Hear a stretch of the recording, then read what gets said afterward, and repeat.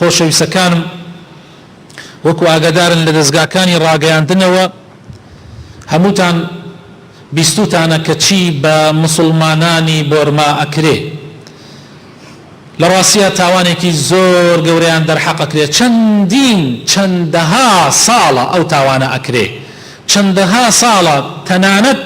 تەنیا ملەتێک کە لەسەر ڕووی زەویە هەوەی نییە مسلمانانی بۆرمایە هەویان بۆ ناکەن ملەتێک نزیکەی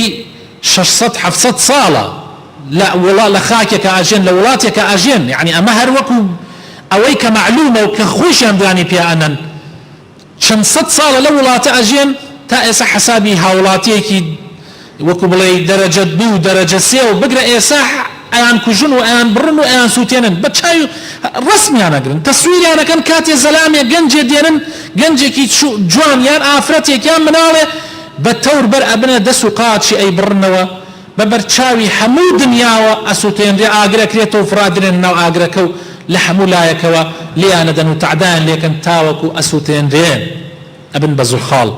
ئەمە تعدایەکی زۆر زۆر گەورەیە بەڕاستی ئەمە تعدایەکە ئێستا لە تاریخی تازەیە تعدای وان نەکراوە ئێمەش وەکو ملەتێکی ستەمدیدە وەکو ملەتی کورد چونکە ستەممان دیە چونکە ئەنفالمان بینیە چونکە کیمیابارانمان بینیە چونکە تعدامان بینیە لە هەموو ملەتێکی تر زیاتر هەست بەو ئازارە ئەکەین هەست بەو زوڵم و ستەمە ئەکەین حەقی خۆشمانە هەست بکەین بەس ئەوەی سەیرە کاتێ تۆ باسی ئەم ستەم و زوڵمە ئەەکەی خەڵکانێک هەڵ ئەسنەوە ئەڵێن کاکە تۆ بۆ باسی بۆرما ئەکەی تۆ چیتە بەسەر بۆرماوە تۆ بۆ دوعا بۆ بۆرما ئەەکەی سبحان الله هەر ئەوانن کە ڕەخنە ئەگرن لە وڵاتە ئیسلامیەکان ئەڵێن لە کاتی ئەنفالە کەس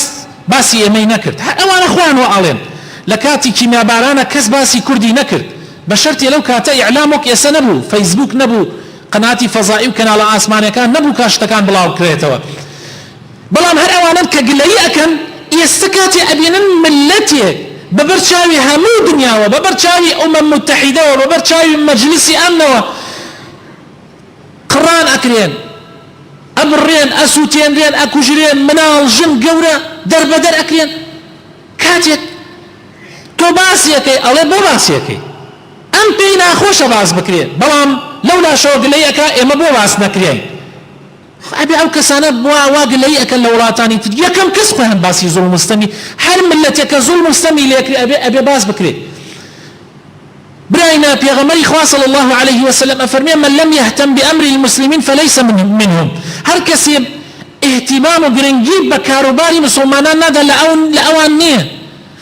لو حديثي كتشندين جاء عرزم كردون بيغمر صلى الله عليه وسلم فرمي نموني إيمان داران وكو نموني يك جستوايا اگر شوێنێکی بگلی ئەبێ هەموو شوێنەکانی تر ئازاری بۆ بچێژن تای وەکو چۆن جەستەیە ئەگەر چاوت گل بکە هەموو جەستە تا ئەکا و ئیسراحەتی لێ ئەبڕێ حتا وەکو ئەوە باشە بێ ئەبێ ئمە پێمان ناخۆش بێ ئەبێ هەر کەسێ زوڵمی لێ بکرێت لەسەر ئەم زەویە ئمە پێمان ناخۆش بێ تۆ کاتێ دوعا بۆ مسلمانێکەکەی مەلائیکەکان ئەڵێن ئامین خوایە بۆ خۆیشی ئێمە کاتی ئەڵێن خوایە مسلمانان ڕزگارکەی لە هەموو دنیا مەلائیکەکان ئەڵێن ئامین خوایە خۆشیان ڕزگار بکەی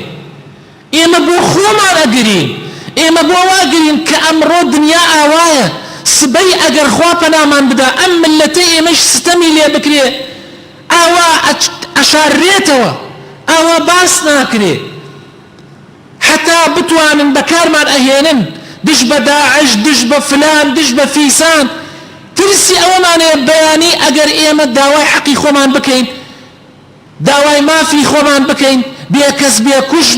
بمان کوژن بمان بڕن بمان سووتێنن و کەسیش دەنگ نەکا نێڵن دەستگایەک لە دەستگاکانی دنیا باسی بکە بۆیە حەقی خۆمانە هاوار بکەین داوا بکەین دوعا بکەین بۆ مسلمانان کاتێ لە شوێنێکە تەعدایان لێکرێ لەبەرەوە خۆشەویستەکانم ئەو کەسانەی کە بەڕاستی ئەویان پێ ناخۆشە کە خەڵکی دوعا بۆ بۆرما بکە من واتێ ئەگەم ئیمانیان زۆر زۆر ضعیفە ئیمانیان زۆر زۆر لاوازە هەر مسلمانی لە هەر شوێنێکی سەرزەوی ئەوە صفاتەکانی پێغەمبەرە یەکێ لە صفاتی پێغەمبەر ئەوەیە يعين على نوائب الحق يعني حق لە هەر کوێ بێ ئەم ئەڕاتە دەمێەوە بە هەڵەداوان ئەچێتە دەمێەوە ئێمە حەق لە هەرکوێ بێخۆ من ناتوانین بچین ڕزگاریان کەین، ناتوانین بچین خواردن و خواردنەوەیان ناتوانین وەکو چۆن مسلمانانی سووریا و کوردی سووریا و مسلمانانی سنەی عەرەب لیان قەومیە ئێمە دەرگای حدودەکانیان بۆ بکەینەوە و داڵدەیان بدەین. ئێمە ناتوانین، ملەتی ئێمە دوورە لەوانەوە، بەڵام خۆ ئەتوانین دوعایان بۆ بکەین، خۆ ئەتوانین قسەیەکی حەق بکەین، خۆ ئەتوانین بێژین زوڵم هەر زوڵمە، ستەم هەر ستەمە.